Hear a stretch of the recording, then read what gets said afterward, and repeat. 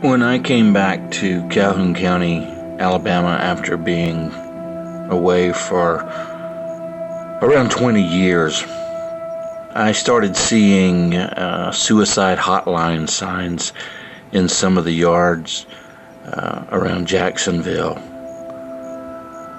I decided to take a look into maybe what was going on, and that's when I realized that some of the kids who had committed suicide were homosexual and were having a hard time dealing with it, getting a lot of pressure from home, church. And even though I had been in theater for a great deal of my life and had been around a lot of homosexuals, I still did not realize a lot of the pain and suffering that some go through.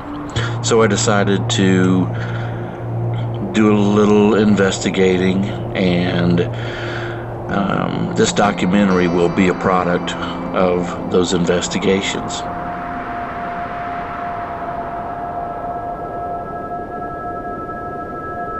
My name is Janet, and some folks call me Jan, and I grew up in Northeast Alabama, and I'm a lesbian. I didn't know if there was a God, or I didn't know if there was a heaven or a hell. And the truth is, I didn't really care. You know, I just didn't feel anything. And I stayed that way for a pretty long while. I mean, people are just mean, you know, like people can be mean. I mean, in high school too, like you don't know, a lot of people don't know who they are yet, and a lot of people deal with stuff in different ways. So, I mean, I sure as hell didn't know who I was back then. I'm an Episcopal Baptist. Yeah. I can usually do that after 3 glasses of wine. I started out I'm a recovering Southern Baptist minister. Thousands of people were burned to death for being gay. And who can tell me what this is down the lower corner? What? A faggot.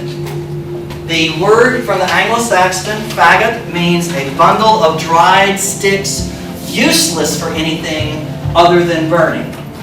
To this day in England, if you ask for a fag, you're asking for a cigarette. So, faggot is kind of the gay person's N-word. It hails back to a time when people were put to death for being gay. And it is offensive. Don't recommend using it. How many of y'all studied the Holocaust? Okay. How many of you know that when tens of thousands of gay men were rounded up and forcibly castrated and murdered in the concentration camps? Okay. I had a student in one of these classes a while back said, we studied all about that in high school. Why didn't we ever learn about this? Because Alabama is one of the few no promo homo states. You cannot talk about homosexuality in a classroom in K through 12 in Alabama. It is against the law. I think that religion is being used as a weapon to scar, harm, and kill the spirit of a lot of people. Not just homosexuals, of a lot of people. And truly, I think Jesus would rise up in our generation and braid a whip of cords and drive a lot of people out of his house and say this is not reflective of the church that I am creating. I just got into a fight with my parents again over this, and then again convinced them that I was crazy, I was straight, and because all they really cared about was not that I was going to be happy, but that what was it going to affect their job, or what's it going to do to them, or what's it going to do to my brother and sister, and all that. And when you tell me stuff, I'm a worrier. I start worrying, and I thought it would be better if they didn't need me to worry about. So I got a razor, and there's still scars I see on my arm every day. So I don't know. One of the big things being parents for us has been, with my son, I teach him to meet everyone and to respect everyone's beliefs. He doesn't have to agree, but he needs to respect everyone and show kindness and love. Now, I understand there'll be personalities that he's not going to get along with, that he's not going to like. No one is liked by everyone. I don't like everyone, and I'm sure there's a whole bunch of people that don't like me. But the way I see it is, the moment you come home and you make that about anything but the personality, you know, I don't like you because your shirt's white. That's a problem for me. It needs to be more general because of your personality. Perhaps you're unkind to us. That would be a good reason to not want to be around you. But I can't just let him go into the world blindly deciding he's not going to like people because they're purple, or he's not going to like anybody who happens to be gay or lesbian, or anyone that's in a wheelchair. It's just not deserving, and that's not how it works, and we would be doing him a disjustice as well as the world to raise a child with those kind of beliefs. And as we look across the state of Alabama, you can see that's the way a lot of people here have been raised. As comfortable as I am, and I'm satisfied. I mean, I'm in no way struggling with myself and with who I am, and I'm happy. But the thought of being able to live at what society deems a normal life, you know, to have a wife, to have children, to not be frowned upon when you went somewhere, to be able, I mean, sure, I'm brave enough, and I have in the past with my boyfriends in the past, to hold their hand, regardless. In public.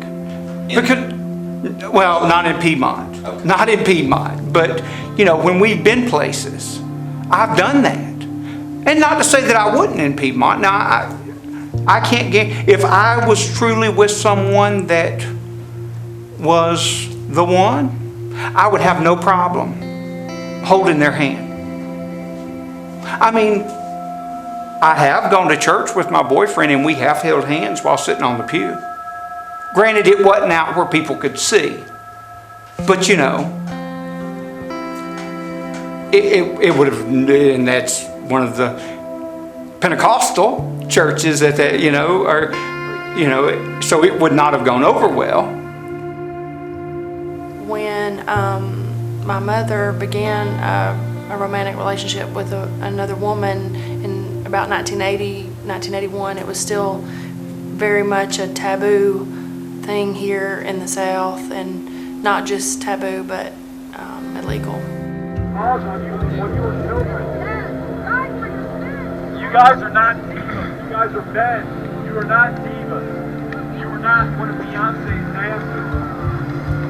Gentlemen, act like men, please. I pray and implore you. I pray and implore you. You're not women. You're not women. You're not. Quit acting effeminate, please. Well, I think you should go first, and then let you tell about you growing up in Line Below Nashville and all that, and then. Yeah, because it's straight up country. I mean, seriously. I think probably the whole county is not as big as Oxford, so it's really small down there. And when I was growing up, it was a lot smaller because we have a sizable age difference. And where I grew up, it was like you just kept it to yourself. People might know, but it never came up. And otherwise, you just stayed in the closet because, you know, you were just terrified because if someone found out, it was like, what was going to happen to you? You know, because you hear people talk about, you know, those fags or those queers or stuff like that.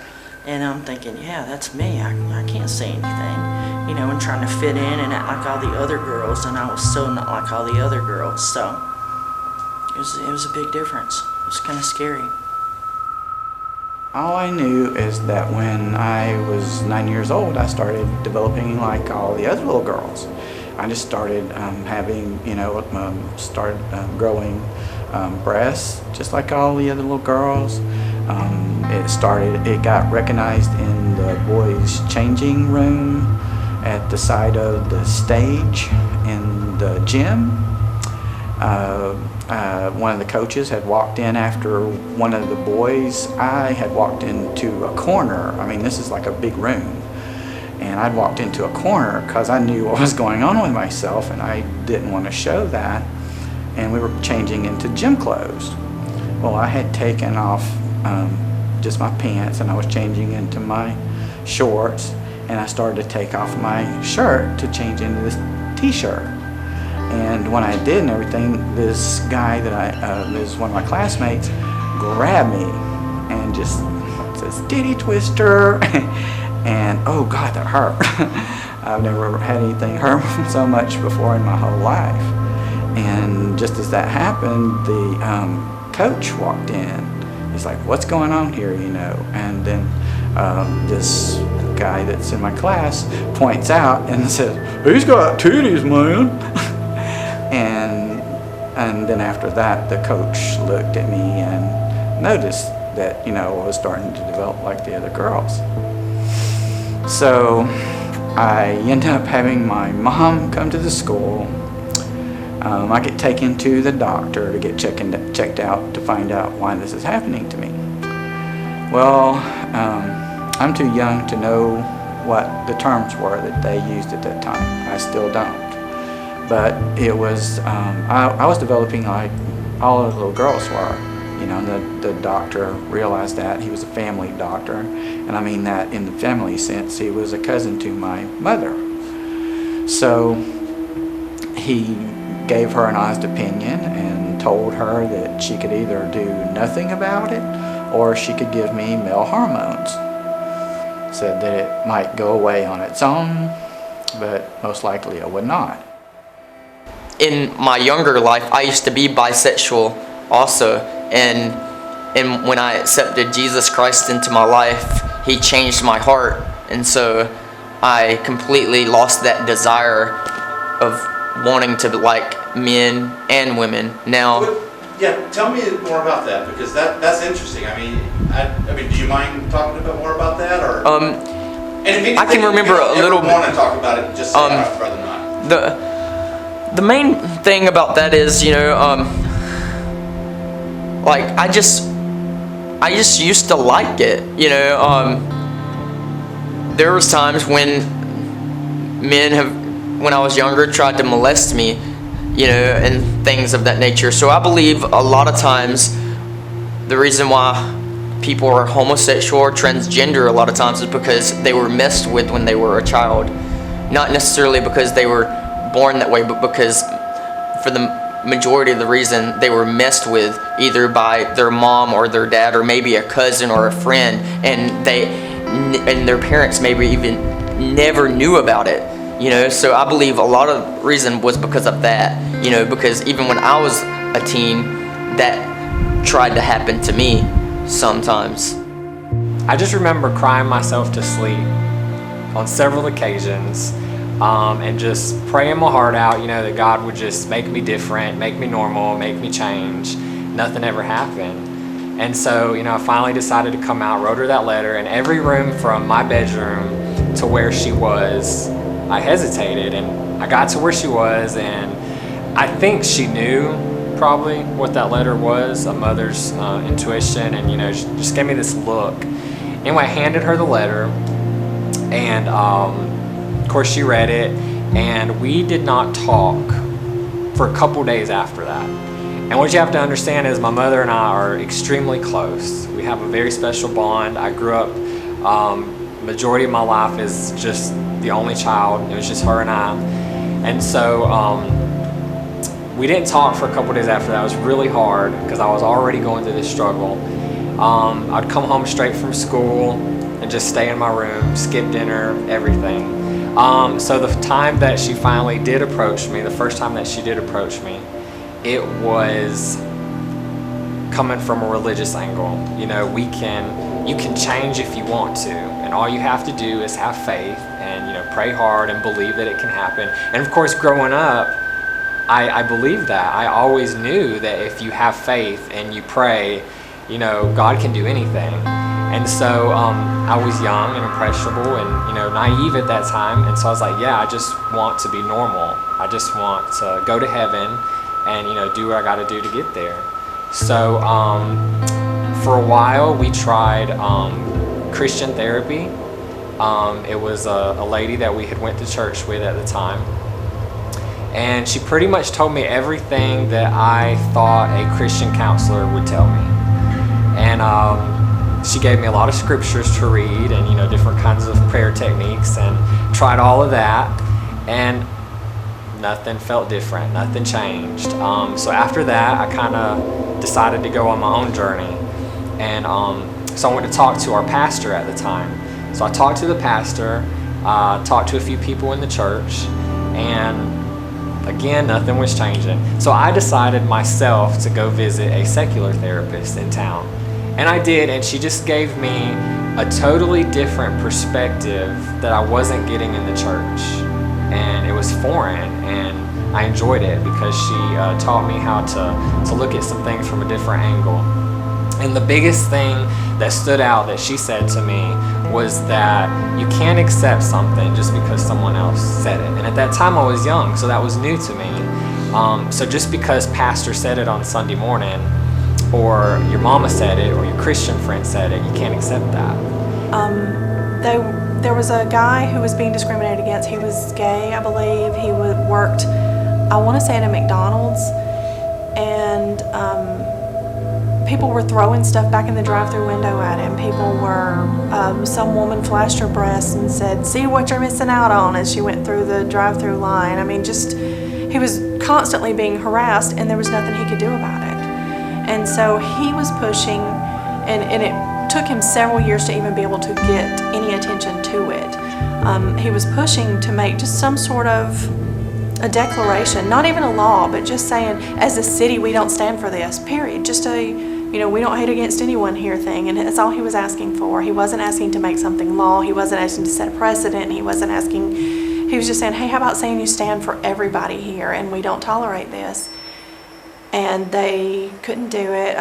Some other people, he finally moved off and went to college somewhere else. Some people on his behalf went to speak at the last city council meeting that he was set to speak at.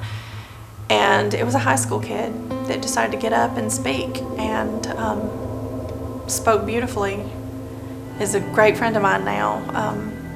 He got up and he spoke, and he just asked for everyone to love one another, and people were yelling quotes from, I call it bumper stickers, you know, Adam and Eve, not Adam and Steve, and just hate, and just, you're going to hell, and and this was in a city council meeting.